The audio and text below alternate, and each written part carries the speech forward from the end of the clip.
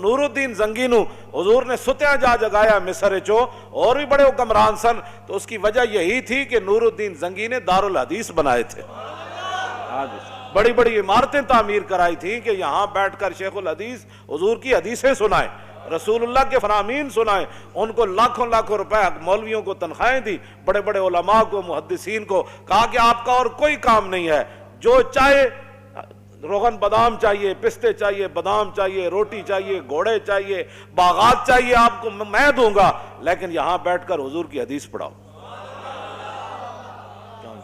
تم نے اہل قرآن کی کیا عزت کی ہے؟ حضور نے تو قرآن ہی کو علم قرار دیا۔ ہاں، حضرت زیاد بن لبید کہتے ہیں نا، حضور نے فرمایا یہ وہ وقت ہے کہ جب علم چلا جائے گا، تو کہتے ہیں میں نے عرض کی حضور کیف یذهب العلم نحن نقرأ القرآن ونقرئ ابناءنا ويقرئ ابناؤنا ابناءهم الى يوم القیامہ، حضور قرآن علم کیسے چلا جائے گا؟ پھر آپ کی امت پر زوال آ جائے گا، ہم آپ سے قرآن پڑھتے ہیں، ہم اپنے بچوں کو پڑھائیں گے، ہمارے بچے اپنے بچوں کو پڑھائیں گے، ان کے بچے پھر اپنے بچوں کو پڑھائیں گے، الى یوم القیامہ، قیامت تک یہ سلسلہ چلے گا، تو علم کیسے چلا جائے گا؟ حضور نے فرمایا او زیاد، میں نے تو سمجھا تھا تو بڑا سمجھدار آدمی ہے، مدینہ منورہ میں تیری ماں تجھے روئے، یہ کیا بات تو نے سمجھ لی؟ اولیس ھذا الیہود والنصارى یقرؤون التوراۃ والانجیل ولا یعملون بشیء فیہما، فرمایا یہ تمہارے سامنے یہود و نصارہ موجود ہیں، تورات بھی پڑھتے ہیں، انجیل بھی پڑھتے ہیں، لیکن جو اس میں لکھا ہے اس پر عمل نہیں کرتے، تو فرمایا میری امت قرآن ضرور پڑھے گی لیکن عمل نہیں کرے گی تو علم چلا جائے گا۔ بتاؤ، یہاں تو قرآن دیکھ کر امت کو پڑھنا نہیں آتا، جن کو دیکھ کر قرآن نہیں پڑھنا آتا، ان کو کیا سمجھنا ہے کہ جناب فَبِأَيِّ آلَاءِ رَبِّكُمَا تُكَذِّبَانِ کا کیا معنی ہے؟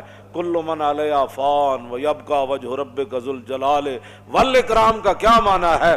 وَلِمَنْ خَافَ مَقَامَ رَبِّهِ جَنَّتَانِ فَبِأَيِّ آلَاءِ رَبِّكُمَا تُكَذِّبَانِ ذَوَاتَا أَفْنَانٍ وَمِن دُونِهِمَا جَنَّتَانِ، ان چیزوں کا ان کو کیا پتہ ہے؟ اذا وقعت الواقعۃ ليس لوقعتها كاذبہ خافضۃ رافعۃ اذا رجت الارض رجا وبست الجبال بسا فكانت هباء منبثا وكنتم ازواجا ثلاثا سبح لله ما في السماوات وما في الارض وهو العزيز الحكيم يا ايها الذين امنوا لم تقولون ما لا تفعلون كبر مقتا عند الله ان تقولوا ما لا تفعلون تبارك الذي بيده الملك وهو على، ان کو کیا پتہ ہے میں کیا پڑھ رہا ہوں؟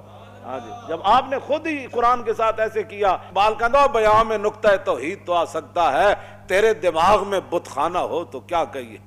جہاں میں بندہ حر کے مشاہدات ہیں کیا، تیری نگاہ غلامانہ ہو تو کیا کہیے؟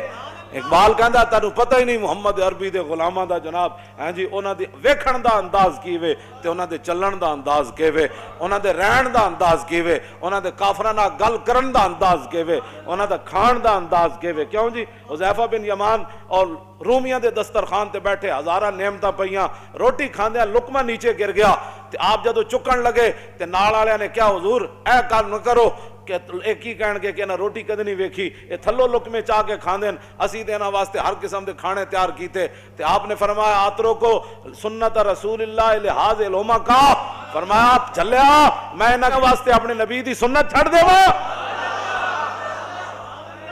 جہاں میں بندہ حر کے مشاہدات ہیں کیا، کیوں جی؟ تیری نگاہ غلامانہ ہو تو کیا کہیے؟ فرمایا تیری نگاہ ہی غلامہ والی، تو کدوں کہ ویکھیا کہ محمود غزنوی کنج آیا تے نور الدین زنگی دارالحدیث کنج بنائے، تو سدا بڑے بڑے مدارس تے جناب اجاڑنا چاہتے ہو، بڑے بڑے مدارس سے تسی اپنے گند داخل کیتے، ہمارا نصاب بھی پڑھاؤ۔ اقبال نے کیا لڑکیاں پڑھ رہی ہیں انگریزی، قوم نے ڈھونڈ لی فلاح کی راہ، یہ ڈرامہ دکھائے گا کیا سین، پردہ اٹھنے کی منتظر ہے نگاہ۔ اقبال کہتا ہے تے وقت آ کے دسے گا نا کڑیاں سے انگریزی پڑھ کے نہ کی بڑھیا، کیوں جی؟ کو خوب سمجھتا ہوں کہ یہ زہر ہے وہ کند، کیا فائدہ کچھ اور بھی کہہ کے بنو معتوب، پہلے بھی خفا مجھ سے تہذیب کے فرزند، کیا چیز ہے آرائش و قیمت میں زیادہ، آزادی یہ نسواں یا زمرد کا گلو بند۔ کہنا میں کہنا میرا پہلے بھی بڑے ناراض ہیں اس تہذیب دے فرزند، کہنے لگا میں انہاں دا ہور ہے نا میرے خلاف بک بک، یہ میرے خلاف لوگ نہیں کرتے بک بک، اقبال کہنا میرے خلاف بھی بک بک کر دیں، کیا فائدہ کچھ کہا کہ او بھی بنو معتوب، پہلے بھی خفا مجھ سے تہذیب کے فرزند۔ کہتا ہے تہذیب دے بندے پہلے بھی، لیکن یہ خوب سمجھتا ہوں کہ یہ زہر ہے وہ کند۔ ہاں کہتا ہے کڑیاں دے دوپٹے لا دینے تے جناب مٹک مٹک اقبال کہندا بہل ہے دختر این دل بریہا مسلمانہ نزیبت کافریہ. اقبال کہندا جدو مسلمانہ دی دھی دوپٹے لا کے مٹک مٹک کے کالجاں یونیورسٹیاں جاندی تے اقبال کہندا اوے مسلمانہ دی دھی تینوں یہ زیب ہی نہیں دیندی، اے کافراں دی اداواں تو کیویں اپنا لئیاں؟ مسلمانہ دیا دیاں جن کا آنچل نہ دیکھا ماہ و میر نے اس ردائے نزاہت پہ لاکھوں سلام. اقبال کہندا جی میں خوب سمجھتا ہوں کیا چیز ہے آرائش و قیمت میں زیادہ، آزادی نسواں یا زمرد کا گلو بند. کہندا میں اس بات کو خوب سمجھتا ہوں کہ کڑیاں دوپٹہ لا دے من ایک قیمتی ہے یا وڈی چادر کر کے ٹرن ایک قیمتی ہے. سارا کچھ تو تسی تباہ کر چھڑیا ہے، تو کی چھڑیا تسی جناب، کی پڑھایا تسی تے جناب 12-14 کلاساں پڑھا کے منڈے نو جناب تسی تے نماز بھی نہ سکھا سکے، تسی تے جناب وہ جنازے دیاں دعاواں بھی نہ سکھا سکے، تسی تے منڈے نو جناب طہارت دے مسائل بھی نہ دس سکے، تسی تے بھی نہ دس سکے کہ وضو دے فرض کتنے ہیں، تیمم کس کو کہتے ہیں. جذبہ قرآن زیغمی روبائی است، فقر قرآن اصل شہنشاہی است. اقبال کہندا قرآن تو بغیر شیری دا دعویٰ کرنا یہ تو لومڑی دی گل ہے. کہندا قرآن تو بغیر بندہ شیر نہیں بن. جذبہ قرآن زیغمی روبائی است. اقبال کہندا قرآن تو بغیر بندہ کہے میں شیر ہاں، وہ شیر نہیں، وہ تو لومڑی ہے. ہاں جی، فقر قرآن اصل شہنشاہی است. اقبال کہندا قرآن تے پڑھن والا تے قرآن تے عمل کرن والا تے وڈا شیر ہوندا، ہاں او شہنشاہ ہوندا. کیوں جی او تو شہنشاہ ہوندا، او تو تہ بند بن کے تے جناب میدان او دے چلے جاندے. ایک نے بھی نہیں کیا حضور کپڑے تے دیو، انہاں نوں تے کفن بھی نہ ملے جڑے قرآن پڑھے ہوئے سن شیر تے جا کے میدان او دے شہید ہو گئے جناب. انہاں کول تے کپڑے بھی پورے کوئی نہیں سن، تو انہاں تے پیٹ تے پتھر بن کے تے میدان خندق کے چلے گئے. اج جناب گھر سامان نہیں سی لایا، فقر قرآن اصل شہنشاہی است. اقبال کہندا قرآن جڑا پڑھن والا ہی اصل شہنشاہ ہے. اقبال کہا جے تے صحابہ جے سامان اتارے بھی نہیں سی اپنے گھوڑیاں تو تے خچرہ تو تے اٹھاؤ تو تے پھر جبریل آ گیا، انہیں کہا جی چلیے بنو قریظہ دی طرف، فقر قرآن اصل شہنشاہی است. اقبال کہندا اے تے شہنشاہ سن.